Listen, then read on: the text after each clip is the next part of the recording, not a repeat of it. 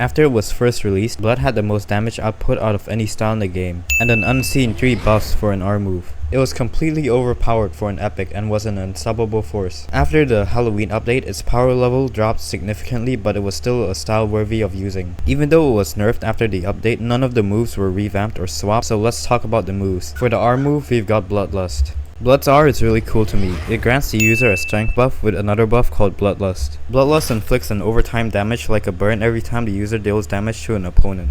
The burn damage you get from this lasts longer than the buff duration itself, dealing a total of 10 damage near the start of the buff and 4 near the end of the buff. This buff is super useful and provides you with a damage advantage during M1 clashing, because the buff deals damage even if you're not directly hitting them. Moving on to your main source of damage, Blood Stomp is this style's first move. As the name suggests, it's a stomping move that pins the enemy to the ground, which deals 14 to 15 damage. This move has 2 variations. The first variation is a close range stomping attack, while the second variation is pretty much the same thing, but it can teleport if you're at a distance. This move does a massive amount of damage to the block bar. It's best used after parrying an opponent, to use as a block breaker, to punish, or to surprise an enemy. Do be careful when you use this move because the opponent can easily punish you if they block or parry, and it's easy to dodge by dashing around or being mid-air. Next up is Fiery Strikes. This move is hard to describe, but it's basically a full combo animation that does 20 to 21 damage. This move also does massive damage to your block bar and can even break your block. Be careful while using this move because you're not immune during animation, and if you miss, you'll get severely punished. So I recommend using this move after parrying, when their block breaks, or mid-clash. And for Blood's last move, we have Burning Kicks. Burning Kick is a 3-kick move with the last kick knocking your opponent back. This move does 16 to 17 damage. It is best used mid-clash after parrying or right after blocking a move.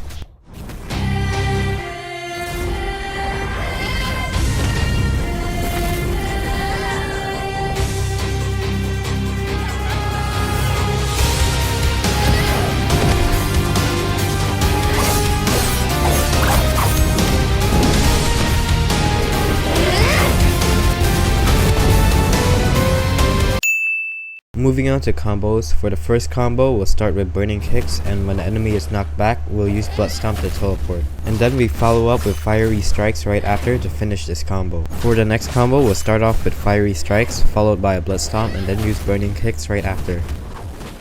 For our third combo we'll start off with Blood Stomp and then Fiery Strikes right after, followed up by a dash to close the distance and then using Burning Kicks.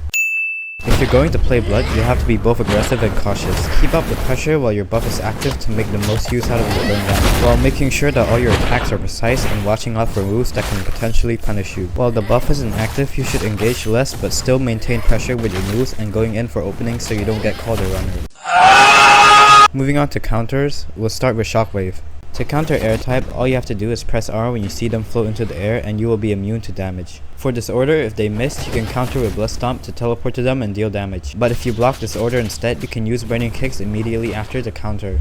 Last but not least, we have Destruct. To counter Destruct, you have to use Blood Stomp immediately after they miss. If you don't use it immediately, you could fail on the timing. And for Mist, yeah, I couldn't find any counters, so good luck fighting Mist with Blood.